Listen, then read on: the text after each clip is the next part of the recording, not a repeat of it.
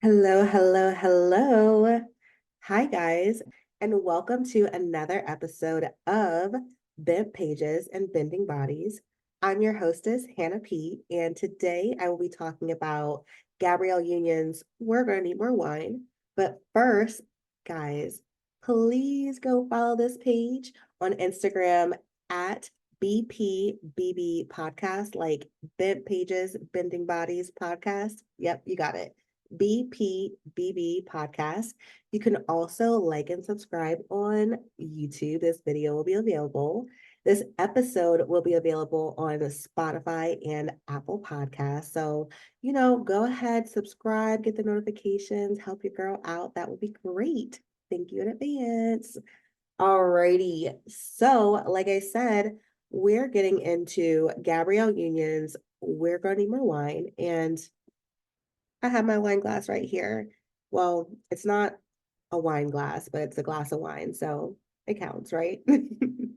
Alrighty. So a little synopsis of the book. I have it real quick pulled up. I'm gonna read it for y'all. Okay. Gabrielle Union's We're Gonna Need More Wine is a powerful collection of essays that delves into gender, sexuality, race, beauty, Hollywood, and what it means to be a modern woman. Union fearlessly shares personal stories about power, color, feminism, and fame, touching on topics like bullying, beauty standards, and growing up in both a white California suburbia and her Black relatives in Nebraska. With honesty and humor, she invites readers to explore her complex and courageous life, emphasizing the importance of confidence, self-awareness, and empathy. So there you go. That's a little synopsis. This book is considered a memoir. Um, so for those of you who do not know who Gabrielle Union is, Gabrielle is a renowned Black American actress and author known for her roles in both film and television. Okay. You might have seen her in some movies like Bring It On, Daddy's Little Girls, and Bad Boys 2. Or you might have seen her in some shows like Being Mary Jane, Moesha, and Seventh Heaven. So yeah, she's been around since like the 1990s. Again, really appearing in a lot of TV sitcoms in that time. She also is an author to two memoirs. So the first one is this book, We're Going to Need More Wine. And then I believe the second book is called We're Going to Need Something Stronger. So if you want to, after listening to this one, go ahead and check it out. She has also authored two children's books. And then she's also recognized for her activism, particularly in roles concerning women's health and the LGBTQ plus equality movement. Currently, she's married to Dwayne Wade. He's a basketball player on the Miami Heat. Yes, I did have to look that up. Do not judge me. Okay. They together have a daughter, Kavia James, and then she's stepmother to his two sons, and then he also adopted his nephew. So she's stepmother to the nephew as well. So yeah, that's a little bit about Gabrielle Union. Um, so why did I choose this book? Well, first of all, shout out to Palm Wine PWC Central Podcast. They podcast. did a book review on this book as well. It sounded really interesting, so I read it, and yeah, I want to do a book review on it. So go check them out. Um, Gabrielle Union is somebody that I have kind of like always known. First of all, something about me, guys. I'm not really like into celebrities' lives. I'll be honest, I didn't really watch much Black TV growing up. So some of these Black stars I'm not really as familiar with, or some of these Black shows I'm not really as familiar with. I know, I know. Anyway, so but Gabrielle Union is somebody that I did recognize. I like have loved her kind of growing up, like when I would see her in different things. I'm like, oh, I love Gabrielle Union. I just always thought she was just like this beautiful Black, woman, and she always looked so wholesome. And she just seemed like this like really nice person, celebrity who I guess I don't know, I just never really saw like scandals about her ever. I just thought she was like a positive influence in the media, right? So I was really intrigued to kind of dive into a little bit more of her story. Well, guys, I was shocked. She shocked the hell out of me. Oh my gosh. Okay, let's dive in to this book, to her memoir. So, I did listen to this again. I didn't really read. Sorry, guys, but she narrated this book, and it was interesting. We're gonna dive into that piece a little bit more later. But yeah, so she was a narrator of this book. She throughout this book refers to herself as Nikki Union, and I thought that was very appropriate because Nikki Union and Gabrielle Union, the person that she puts out in the media, are I think are two very, very different people. First of all, I did not know that Gabrielle cusses so much. Okay, it's okay that people cuss. I'm not a prude, but just the amount that it was in this book, I was like, whoa, it was just a little shock to the system, especially initially in the first couple chapters. I was like, kind of warring. Like I said, I had this good woman, wholesome woman kind of image of her. And then just hearing all the things she was saying, I was like, yikes, okay, we're diving in. Okay then. um, yeah, and then just some of her verbiage, some of her word choices, the way she like emphasizes certain words, like I don't know, it's just was getting a little bit of off-putting throughout the book. And like I said, I just through reading this book, I have a whole different image of Gabrielle, aka Nikki Union. Alrighty. So let's dive into the major themes in this story. Well, first of all, as mentioned in the synopsis, race and colorism are super prevalent within this story. So Nikki Union talks about how she grew up predominantly. She was from Nebraska with like her black side of the family, and then she ended up moving over to Pleasanton, California, right? And in California, she was like the only Black girl there, which I can relate to that. A little story after. So in California, the kids there were super racist. They would call her nigger. They would, say, really rude comments to her.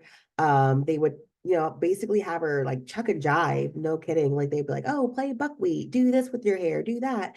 And just really we're just doing like really unkind things or really, I guess, ignorant things. I don't know if they knew the weight of what they were asking for.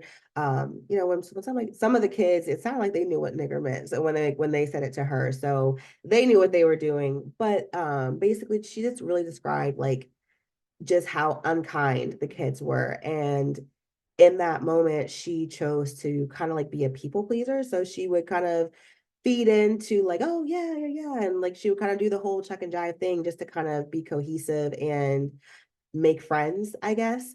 And I just felt like that was really sad. And she later in the story kind of realizes that, yeah, I was a people pleaser and I kind of fed into these things. She talks about that more as the story continues. You learn that over the summer she would go back home to her kind of black side of the family in Omaha, Nebraska. And there she just really saw the difference in lifestyle between, the white style and the black lifestyle. And it was just really interesting to kind of hear how she navigated both worlds. Again, still trying to be this people pleaser in both worlds, still trying to fit into both worlds, but eventually both worlds cannot not they cannot exist, but they collided is what I'll say. So in hearing this part, this really made me think of my own upbringing. Like I said, story time. This made me think of my own upbringing. So I came from a middle school that was predominantly Black and African, right? And then I moved to a school that was predominantly white. When I say predominantly, I mean it was a white school, okay? I was one of 10 Black kids. I can probably count on my finger. I think it was like 10, maybe 15. That's being generous. But yeah, I was one of like 10 to 15. And the school is pretty large. I think my graduating class was at least 350, 400. So still one of 10 of that kind of magnitude of school. I mean, so still one of 10. It's, yeah, I stuck out, right? And there the kids there were nice. I was never called a nigger there. But they did make comments sometimes, kind of looking back. I was like, oh yeah, I heard some comments like, oh, if we put water on your hair, will it actually get wet? Like, yes. Or things like, you're not really black, or you're one of the good ones, stuff like that. And so in that respect, I felt like I could relate to Gabrielle and some of the things that she was saying. Kind of also remembering back at that time, like maybe I wasn't always the most comfortable in my blackness. And at the time I thought it was like cool to be other, people for whatever reason sometimes think that I'm biracial, even though I'm brown skin. And um yeah, sometimes, like, as a kid, I would kind of play into that, like, "Oh, yeah, you know, my so and so, there I'm mixed," like, lies, okay? Now I am very comfortable in my Blackness, so thank you.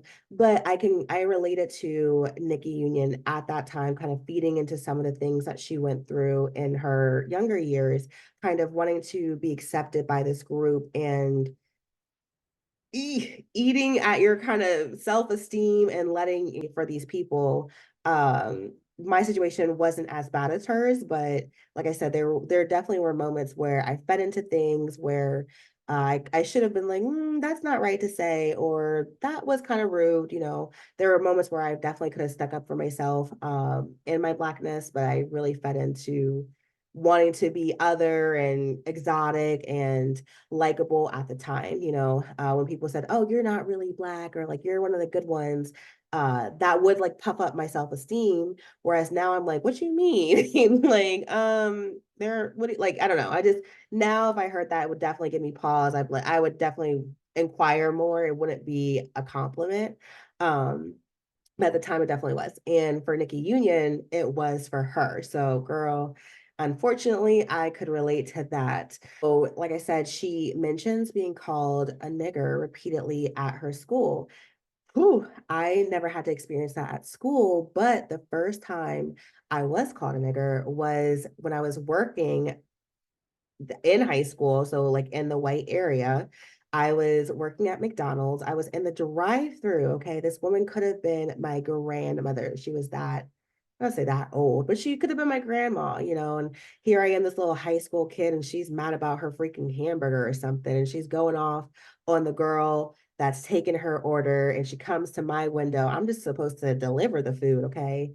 I reach out to give her the bag. She's like, she won't accept it. She's backing up. She doesn't want to touch the food because I'm trying to give it to her. So she asks for my manager. Manager comes over. They're like exchanging words. They kind of get in a little argument as well. So she turns back. She's like, that girl back there is an effing B. She looks at me. She's like, and you're a nigger. And then she looks at my boss and she's like, and I'm never coming back here. Da, da, da. And she like drives off. And I was like, dang, I was just trying to give you your food. Why I gotta be a nigger? It's not funny, but looking back, I was like, dang.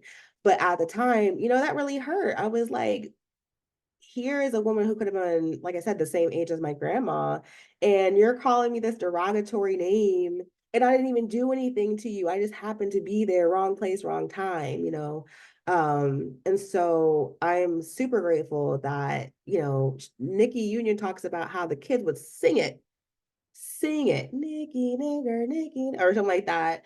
Man, oof, I cannot imagine what that would do to somebody's self-esteem, especially being in a place where you stick out so much, and you do want to be accepted. These are years where as a female, being accepted is really important. And so, yeah, to have to be the one of the few in this society, and then to be kind of really looked down on.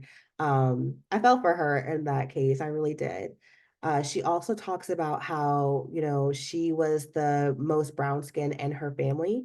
So most of the other people were more lighter skin, and her family, I guess, never told her that she was pretty. And I was like, yikes. So to never hear that from your family, and then to also go into school and never hear that from any of your classmates, that's just really rough and into what it does to your self-esteem. And so I really think that it plays into who she is as a person and a lot of the decisions that she makes later. Also, guys, when I was called a nigger at work, somehow my school ended up finding out and they were super, super concerned. And like everyone was like, oh my gosh, are you okay? Like, you can talk to me, da, da, da, da. Like they were super nice about it. And so in that respect, I am grateful that I had kind of a community at the time to kind of just be like, okay, not all of them are bad, you know. So that was nice in my case, just kind of a little caveat. So when discussing colorism in this book, she speaks on how she was, you know, the more brown skin of her family, other people were more light skin. And that really played into some of her preferences and going after men, right? Who were more light skinned than her because she like didn't want to darken her gene pool or something. Um, I don't know, I just thought that was interesting. I think that nowadays that kind of still happens. There's still kind of talk like, oh, I want this type of person because I want my babies to be, you know, lighter skin, or I want my babies, and it's just kind of like, why is that still a thing? But it is still a thing with people. So I just thought that was interesting and a good reflection on her part when she finally realized that, like, oh, I am dating lighter skinned people. Maybe I should date like all types of people. And her husband now, Dwayne Wade, is a chocolate man. So good on you, Gabrielle. Or sorry, good on you, Nikki. So yeah, she talks about just different types of colorism. She also talks about, you know, light skin privilege. And I do think that's a thing. She also speaks on representation within the media. So, you know, you often see fairer skinned women, you know, depicted in roles versus, you know, black or, you know, browner skinned women. Um, so she talks about that like in Hollywood, especially like in main roles, you know, you'll probably see more of a lighter skinned woman versus a black woman, which that we need to change that. Okay. Anyway, she talks about, you know, light skin privilege just in different professional settings and actually brings up some statistics. So like, you know, more brown skinned people don't receive as much money in terms of their salary, may not have like as many benefits, just different areas where brown skin there's a difference between what brown people get and what fair skin people get. And I'm glad that she kind of shed some light to that because it is a thing and we need to be aware of that. Um and finally, within colorism and like race, she talks just about, you know, the importance of representation, you know, being a Black woman in Hollywood, you know, trying to just have more Black women representation, having more Black women out there is kind of what she talks about towards the end of the book.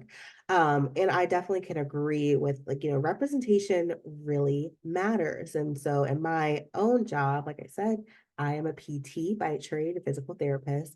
I think it is so helpful at times to be a Black woman, especially when I get a Black patient, because there's just like, when they see me, they're like, yes, you know, and there's just like an instant connection. And it makes me feel good. You know, I don't know, there's something about having, you know, a Black therapist and you as a patient kind of feel like, okay, this person has got me. There's just a little bit more trust there. And so I'll also just being a Black therapist in my field, it's nice to say to others like, hey, this is possible. We don't always have the same opportunities as our white counterparts to get into these roles. So it's just nice to be kind of out there. All right, diving into gender and feminism, guys. Okay, this book talks about sex a lot, sex and gender, and I guess feminism. I have a different definition of feminism, but let's talk about it. She talks about sex a lot in this book, a lot. Just a little disclaimer. Yeah, so she talks about how she was hypersexualized at an early age. She said what? She started to like masturbate at age 5. I was like, girl, okay. I'll be honest, y'all can think whatever y'all want. I didn't know about sex until like well into middle school. Okay. Didn't have it until like college, before college. Like it was like, I don't know if I was late or whatever, but she talks about masturbating at 5, and that was just like a shock to my system again. So hypersexualized early on. Early on in her school, they were like, "Did you have sex? Did you have sex?" Da, da, da, da, like really talking about it, talking about wanting to lose it early.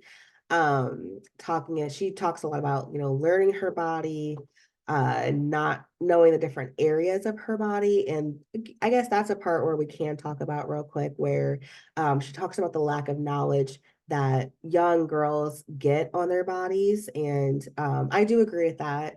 I feel like we I don't know, there could be more educational things, but now luckily we have the internet. So but parents, I do think it's really important to still talk to your children about sex, about their bodies, like just have that open conversation. That way they come to you rather than all the hiding and sneaking that this girl and her friends were doing. Okay, so yeah, that's my just little soapbox real quick.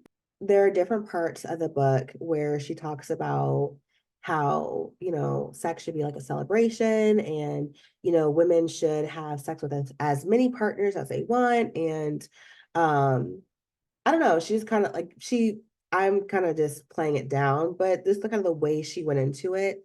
I guess I just personally don't agree with that. Like, if that is what feminism is, that I have a different definition, right? I think that yes, a person can have sex if they want to, but by no means do I think that a woman should, like, every guy that bats an eye at her, she should, jump in bed with. Like, no, I think that um have some discernment, have some self-control. Like, um, yes, it can be something to be celebrated, but don't be for the streets, girl. Like, don't be for the streets. That's just, if you can think whatever you want about me, but personally, the kind of advice that she was kind of giving out was like, be for the streets and that's okay.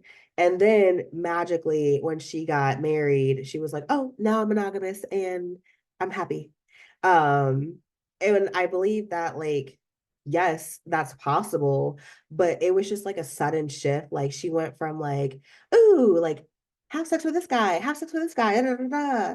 But then now I'm married, so like I'm good again. But like, go have sex. And I don't know. It was weird. It was just a weird how she talked about it. I just felt like it was just odd. If that's feminism, that's not my definition. And then further, she was giving kids, she mentors children, like teenagers, and she gives them advice on sex. And I just don't know if that's the most appropriate either. Like, she'll be like, if a teen talks about, giving her friend, a BJ or whatever, she'd be like, oh, well, did he eat you out? Well, have him eat your booty hole too. It's like, whoa, whoa, whoa, whoa. You don't need to be telling teens this. Like, that's not the message we want to give to teens, right? Like, let's have them be responsible. Like, yes, it's important. She talks, like, in that moment, she was like, it's all about reciprocity and like being a good friend to each other. And like, if only one person's getting it, that's not a real friend, da da da. But like, also let's talk about the bigger picture of like let's not encourage kids to keep having sex. Like, again, I'm not a prude, but just like, I don't know, there's just a time and place for things. And I just don't feel like you should be mentoring kids on how to be freakier in bed. That's just me. I don't know. Take it what you will. But she talks about sex a lot in this book. Again, a lot of TMI, about her learning about her body and all that kind of stuff. Um, yeah, she just really, this whole topic just really, really threw me, guys. Really, really threw me. So next we're going to dive into her story of personal growth and self-discovery. So she talks about bullying, as mentioned, kind of in the race and colorism discussion. She talks about puberty, again, as mentioned in that sex conversation. She also talks about the divorce of her parents, and different struggles within her life. And so I think just not having her parents were never home, and then she found out that her dad was cheating on her mom, and the mom ended up staying even though she knew basically what's going on. And one thing that Nikki Union said she could remember was like, her grandma or something saying like, if somebody gives you a check, honey, you stay, or something like that.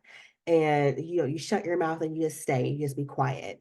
And so I think that that also really impacted the mom and Nikki, throughout different parts of her life. Um, So some big moments, a little trigger warning. She does mention a rape that happens to her. Um, this I'm not gonna describe it, but how she describes it was very interesting. Um, it was very disconnected, and so I don't know if she just like zoned out and still is disconnected from the moment, but just kind of as she's like I said, the narrator, and she just very it's just very odd how she reads the story. There's not really much personally, there's not really like a much emotion that kind of backs it up. She's just I don't know, just different things. It's hard, like you'll have to listen and read for yourselves, but I just feel like I didn't feel connected to the moment, which sounds really harsh to say, especially so when something so tragic happens, but, like, I just kinda remember, like, hearing that part, and then I feel like I zoned out for a part. I was like, "Wait, wait, wait, wait, what's happening?" And, I had to, like, rewind and go back, and I was like, "Oh my gosh, this is what's happening, and, like, this is how she's sounding," and, like, "Wait, did she just crack a joke?" I don't know, it was just it was odd. She's kind of an oddball is what I'm finding out.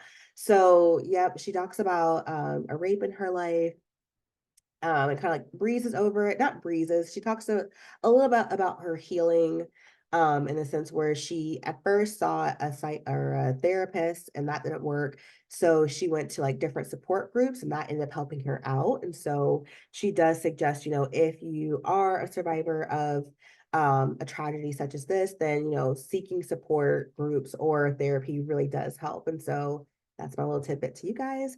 I do encourage that for you as well, if that has happened. Also mentioned in the story is her first marriage. So she was married to a guy, Chris somebody, and they like again, as she describes the story, I'm like, girl, why are you thinking about marrying this man?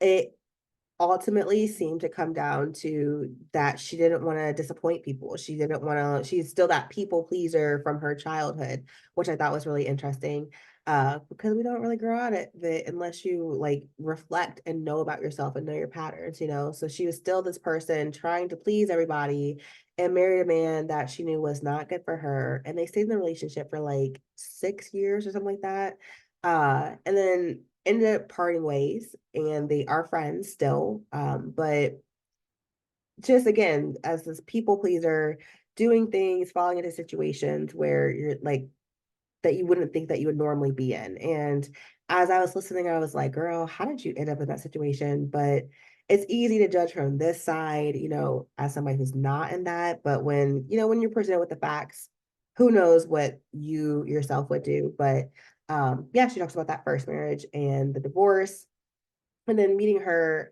new and current husband, Dwayne Wade.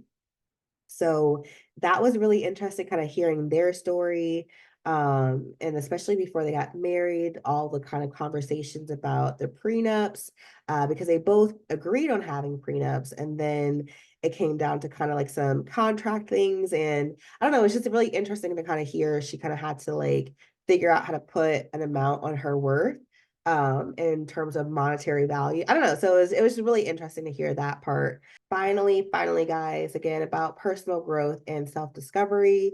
At the end of the book, she talks about really two close friendships. One friend that was gay, or is gay, I should say. Sorry, I think he's still alive.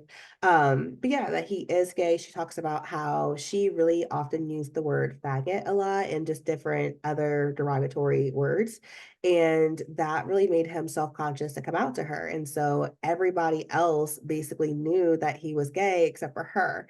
And in the end, she felt bad for not realizing this and da, da, da, da. And so now she's trying to be a good friend. And so yeah, that's like a good little story in there. And then her other friend, she ended up having cancer. What was interesting about that is Nikki or Gabby, whatever you want to call her, but Nikki Union, she knew that her friend had cancer, didn't know what kind of cancer, went around the world trying to develop a cure for cancer, and then realized that this cancer is not even curable. I was like, girl, what are you doing? Like, what? How did you go across the world and find out that this thing is not like, did you do any research when your friend was talking to you? Or like, I don't know, like it was just, I don't know, guys. We're gonna get into my take on the book in a little bit. I'm sure you guys can kind of hear, you can kind of hear. But yeah, I guess those were the major themes in this story. Anything else to really mention? No, no, not really. So let's get into recommendations. Alrighty. Who do I recommend this book to? I recommend this book to people who like books on celebrities, people who like books on strong female black leads or just female characters in general. If you like memoirs, I guess this is kind of a memoir. Um, it's an okay read. I don't know. Sorry, guys. That's my recommendation. Uh, let's go ahead and just jump into my rating. Yeesh. I'll be honest, guys. I was disappointed by this book. I guess I came in with some preconceived ideas, especially knowing the personality kind of that she puts out on TV at least. And then again, not knowing so much about her personal life because I don't follow celebrities, but just the image I had of her and then reading the story, I was like really taken aback in that regard. But then just kind of also the quality of the writing, it felt very disjointed. Reading the synopsis, when it says a collection of essays, it is just that, a collection of essays. In that, you know how you're feeling one moment and you write this part of an essay, and then you write a different essay, you might be feeling, I have a different tone to the voice. Like that's what it felt like. Like it felt very disconjointed at times. It felt the first half and the second half, they felt like different tones of voices. Um Her narration kind of threw things off again. She would just like, okay, guys. She'd be like, I didn't know that my vagina was right there. And it's just like, okay.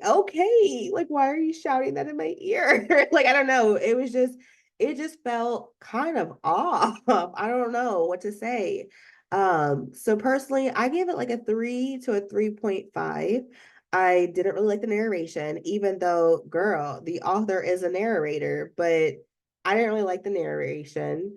Um, I felt like there was really little, even though I connected to parts of the story, I felt like there was very little emotion that was involved in the story. I didn't like, I know it sounds odd because I could relate, but I didn't connect. I don't know if you guys understand that. Like, it was just, it was an okay read. It was like not, and I listened to it, but it was something where, you can just like listen to it in the car. Like I said, when the big moments come up, you might have to like rewind because maybe you tune out for a second and come back. Um, or just, just kind of hearing how these young kids are running around having sex and she's encouraging other kids to do that. I don't know. They're just things that I just like, parts of the story I just really didn't agree with. I more enjoyed the end of the story because it felt more uplifting. It felt, that's the part that felt more like a memoir. So for those of you who don't read memoirs or haven't, um, usually a memoir talks about somebody's life, but it's like this mountain, right? It's like a crescendo. You're escalating towards a reason why we're sharing the life, right? It's not just like a biography, okay? It's a memoir in terms of like looking back, like this has helped me become the person that I am because of XYZ factors. It's supposed to be an uplifting story about encouraging you and just the different hurdles that people go through to be who they are. And um I don't know. Usually with the memoir, you can take some gems and take some, okay, that's what that person, I don't know. There are uplifting things about a memoir versus a biography is just basically, or even an autobiography. It's just plainly telling about somebody's life. And I guess that's what most of it was, just like her diary, almost like, this is what happened to me. Um, Here's my brief reflection on it, not really an emotion, but like here it is. And But then towards the end of the book, that was like when she really started talking about like her friends and like the activism that she does. Like that was the more uplifting, encouraging part. So sorry, I'm rambling. But all that to say is just like I didn't like the story. I didn't really I didn't really like the two parts of it. I don't know. I guess I just feel disappointed. I came in with some expectations about Gabrielle Union and how it be. I do feel like I needed a lot of wine for this book, just for the different wild things that she would say sometimes. So yeah, for those reasons, a 3 to a 3.5, I'll eat 3.5. It wasn't an awful story. It was an okay read. Like I said, you heard my recommendations. Check it out. She has another memoir. We're going to need something stronger. I may read in the future if I have some time. It's just not next on my book reading list. Alrighty, guys. So leave a comment for if you read this book. What are your thoughts about it? Or after listening to this podcast, are you going to read it? Check it out. I don't know. Tell me what you think. Let me know. Guys, if you want to check out the next book I will be diving into, it is called Forgetting by Scott A. Small. So I'm kind of excited to read what that's about. It's about, the benefits of not remembering. Okay. Sounds a little bit interesting. It's a little bit sciencey. We'll see. But yeah, guys, thank you so, so much for listening to this podcast and going over this book review of Gabrielle Union's We're Going to Need More Wine. This has been a book review by Hannah Pete, your hostess for the Bent Pages and Bent Bodies podcast. Like I said, go like, subscribe, follow, all that jazz, and I'm out.